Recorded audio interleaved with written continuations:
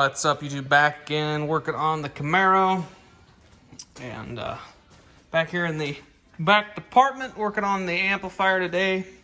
Gonna get it all wired up, at least it's tucked up in the spot. I'll do a couple chunks of sound editing over there, and then hopefully get the rear speakers in. I probably might start on the door. I got the rest of the loom Tessa tape there. I have my amp here with my power and grounds going into it, my remote wire. So yeah, them will all be brought around, you know, so those will get all hooked up and everything. So I'm gonna go ahead and set it in the car, and I think I might set a time lapse too, so you guys can see what happens in between all of the things. So yeah, might hang it up here on the hood or something, or on the deck lid here pointing down that area. So yeah, I'm gonna go ahead and do that. So catch you guys in a second.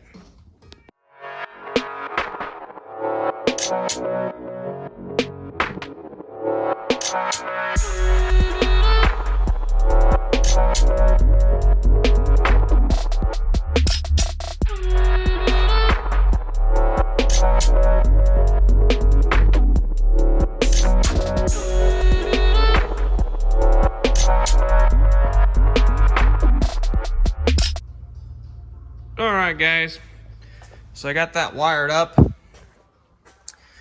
semi right now. These are for the rear extended speakers, or that's what I'm calling them.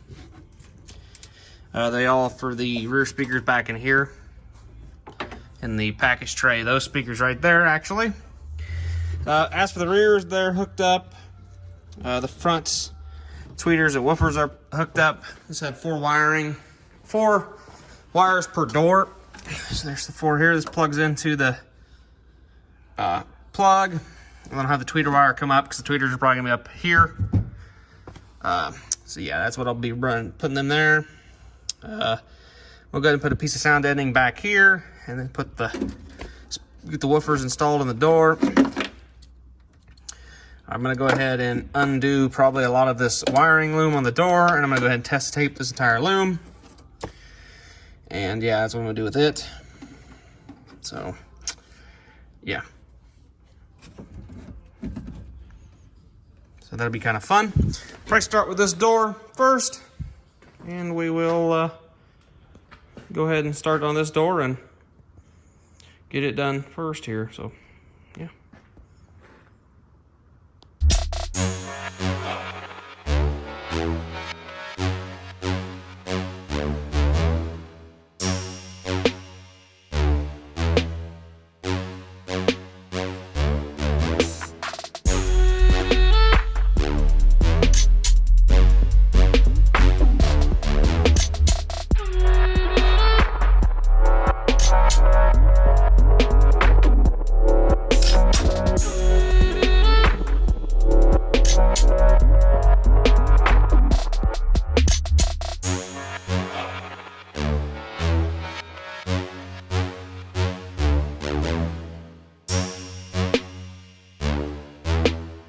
We're back, and now I'm working on the right hand side speaker.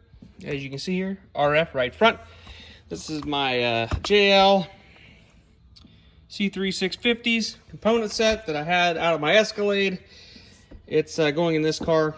I got the plug. I put the plug, mounted the plug right there. I'm gonna go test fit it in the car and make sure that doesn't interfere with the window. But if it doesn't, I'm gonna go ahead and I'll extend the woofer connections down to the woofer, and then I'll extend the tweeter wire, or the tweeter wiring up. I'm gonna drill a hole right here because it's open, and it'll put it up towards the top, and then I can run that up towards where the tweeter is actually gonna be mounted. So yeah, I'm gonna go make sure this fits the window, and then we'll get that, and I'll cut you back on with this all wired up and how it looks. Okay, I got that all wired up now. I went ahead and Tessa taped all the way up to here till I ran out of one roll of Tessa tape there. So I have the woofer side down here. Happen to have some kicker speaker wire that already had terminals nicely crimped on the ends that fit this speaker really well. So I just soldered it up to the factory plug. Also with the tweeter wire, I soldered it up to the factory plug, then ran it out, drilled out this hole because it's compressed, and it comes out towards the top of the speaker, and there's nothing really back there. So I'm gonna go ahead and mount this bad boy in the car, and then kind of figure out how much of this I need, and then trim this and get this kind of zip tied and hooked down where it needs to be. So yeah, I'm gonna do that, and we will see you guys in 1 second once that is installed.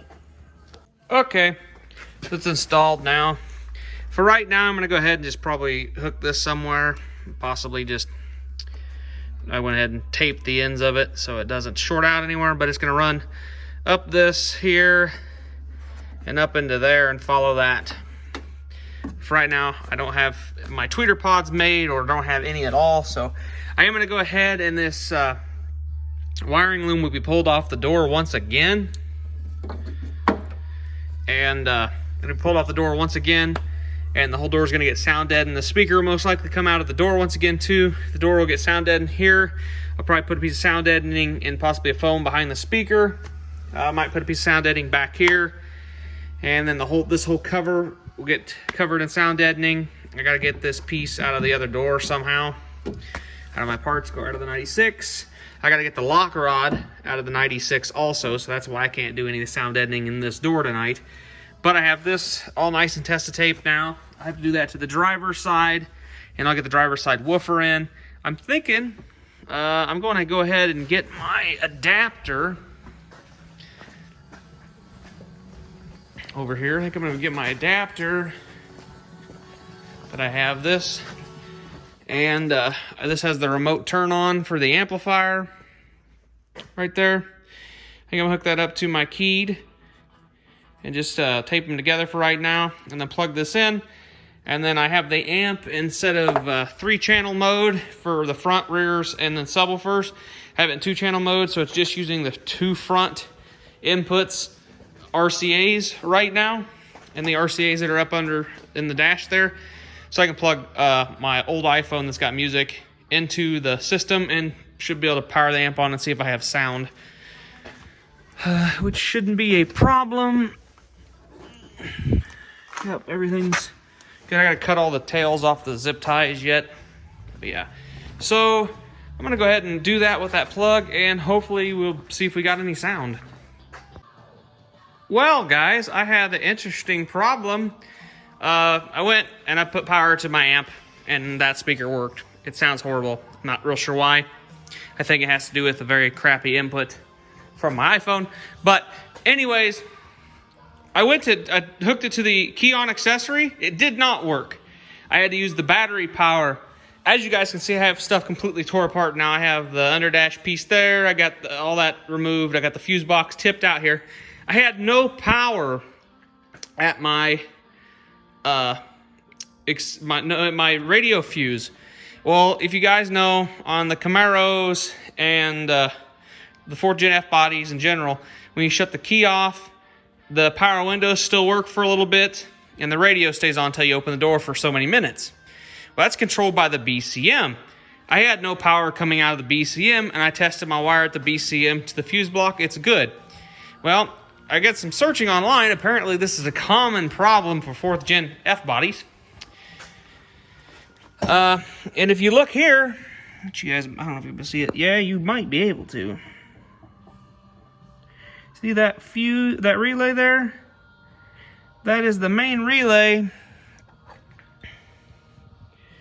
right there that runs your radio right there. I've got a crack on that solder, which happens to on vehicles that vibrate a lot, which mine vibrates like a dog trying to crap razor blades because of that giant cam. And this also sat on the floorboard when I had the dash out, and I moved it and it sat there and vibrated. So that's probably not been too good on it. And it's a 2001. It's almost 20 years old. So, I mean, yeah. So I'm going to resolder that and see if this fixes my problem. Fingers crossed that it does, because I have literally had this thing completely, that's been a nightmare. I've been at least spending the last 2 hours searching this up, trying to figure it out. So yeah, I'll show you. Hold on. Here, you get this window, 30 amp circuit breaker, and this 15 amp radio. Those both get their power from your BCM. The defogger and seats do not, so it will have power along with courtesy and radio accessory. So them three should have power. If your windows and radio don't have power, check this out on your BCM.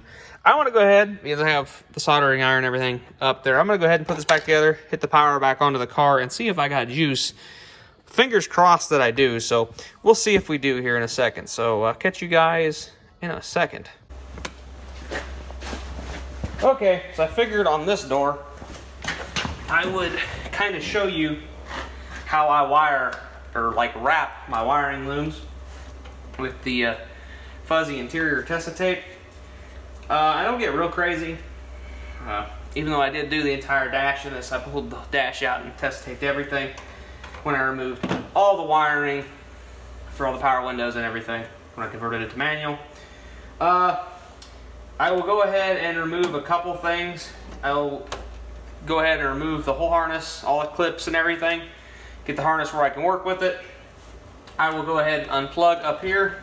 You just push this forward, which, I mean, every harness is going to be different, obviously, unless you're doing a Camaro door harness. Getting distractions there. Text messages. I went ahead and undid this. I will Tessa tape this down to this harness. That's considered kind of a sub harness. I will also Tessa tape from this harness here that runs back. There's 2 harnesses up in there, which I'll show you in a second, and then I'll kind of explain how I do it. Then I'll probably do a time lapse of everything, speed up the footage. She don't have to literally sit here and watch me wrap every square inch of this, because you guys seen that in the other door. I'm gonna go ahead and pull that off, and undo that, so you guys can get that view. It's pretty easy on these doors. Actually, there is a clip up here, and then down there. There's 2 plugins. There is a security resistor, I believe, circuit to know when your doors have been open. You normally just pair needle nose pliers to compress these when you can actually get to them. Makes life a lot easier.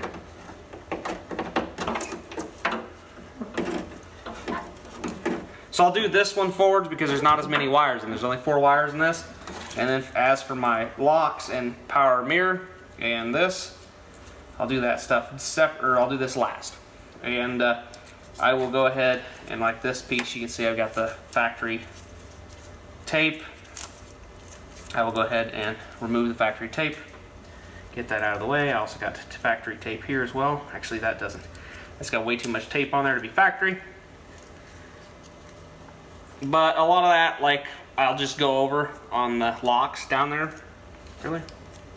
That was good tape still. But then I will go ahead and run this to here, and then I will bring it into this harness.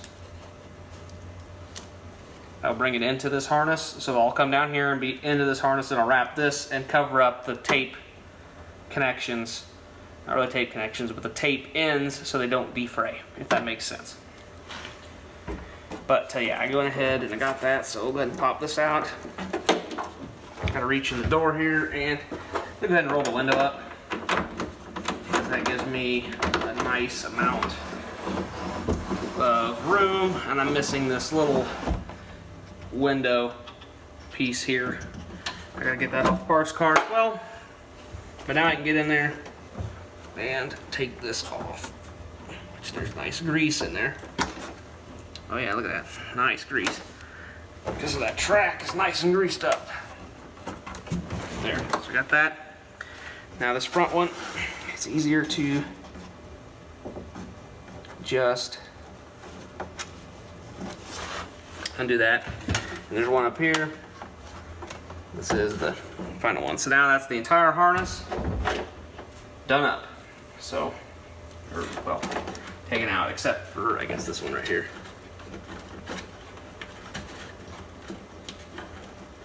Maybe. This door I can actually, if I really wanted to sound deaden, I could, because I have the lock piece and everything. This might get sound deadened. It might not happen tonight. I'll probably do it tomorrow. But yeah, I'm gonna go ahead and test the tape from here back. I'll take this. This is heavier wire than this, so I normally tape in to the lighter wire, or the lighter wire inward, and then you just wrap the harness like so.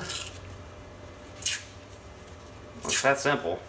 But you always kind of want to remember, if you've got sub harnesses coming into this, you want to wrap into the harness.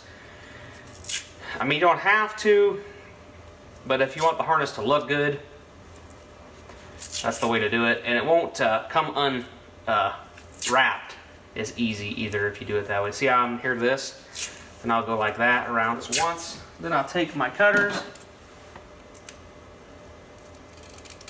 With this tape, if you're not gonna go right back to wrapping again, put a tab in it, because this stuff is ridiculously difficult to get unstuck again.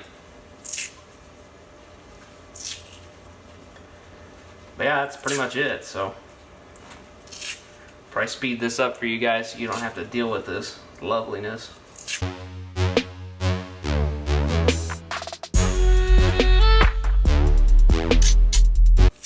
I like to put plenty of Testa tape around these, because that sets against the door and it can vibrate and make nasty noises. So this is the plus about this too. This fuzzy Testa tape, it's soft, so normally it won't rattle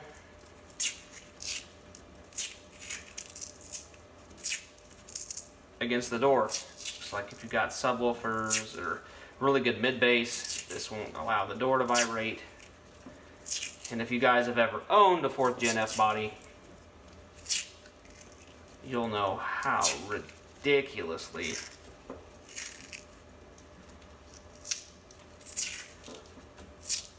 loud and rattly these cars are. I wouldn't say they're as bad as a 3rd Gen, but nonetheless, they're still quite rattly.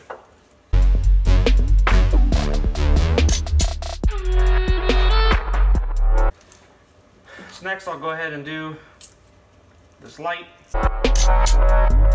I have noticed on these, the smaller the wire, the harder it is to wrap. And I usually sometimes do this something method. Really, people? God. Popular this evening.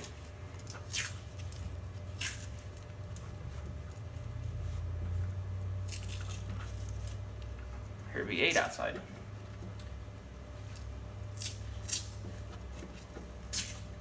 All right, so you guys get the gist as I drop all my tools on the floor. So I'm gonna go ahead and stop boring you guys with this and finish wrapping this all up. So we'll get that done and we'll get this other speaker in. All right, so I got the driver's side speaker in, wired up, tested it a little bit, and it sounds pretty good. So, I mean, I didn't get as far as I'd like to. That accessory power and the BCM kind of threw me for a loop. But now that that's good and soldered back up, it doesn't sound half bad. I did fire it up and let it run. You do hear an alternator whine through it. It's not horrible. It doesn't sound real bad. It could easily be fixed with some ground isolators, some loop isolators. But it depends. I might not put any in, because I don't know. I was using a cheap head unit, and I actually had a cheap head unit with some RCAs. I threw it in, and that actually was worse than using just the dongle with the aux cord to my old iPhone. it didn't sound too bad. Definitely gonna have to turn the back channels down. Them do not handle near the power that these can handle. And yeah, I definitely need to cut them down. It's just, they're all, I set them at like 3/4. So I mean, that was just a rough start. I gotta get my sub. It goes over here in this corner. I'll get it and then get it bolted in. Yeah, I'm pretty much gonna call it a night for tonight. I've got my battery charger up here. You know, the shop battery charger, but I got it up here on the slow charge. We're about 84%, so I used a little bit. Charging through my posts, pretty handy for that. So anyways, yeah. We'll be doing some more videos. I want to get it and actually wax it and like get some rubbing compound, because I'm pretty sure I could get a lot of the oxidation off this car and make it look somewhat respectable again. So yeah, it faded real bad. So we'll see. But the engine bay needs a bath. After I changed my oil the other day, my water pump started leaking. So I got a new water pump on order, new upper and lower radiator hoses. I'm getting rid of the inline power steering cooler that doesn't even function anymore. It's bypassed anyway. So I'm gonna go ahead and pull that off and just put new upper and lower radiator hoses, put a new air filter in it. And yeah, so that's pretty much what I did. And hope you enjoyed this video, guys. Let me know in the comments if you enjoy this format a little better. And yeah, some actual time lapse and some actual footage of me doing some stuff. So I'm gonna try to do a little bit more of that stuff and let you guys see and give you some tips of the way I do some stuff, and maybe I can help you guys out. So yeah, catch you guys in the next video. Peace.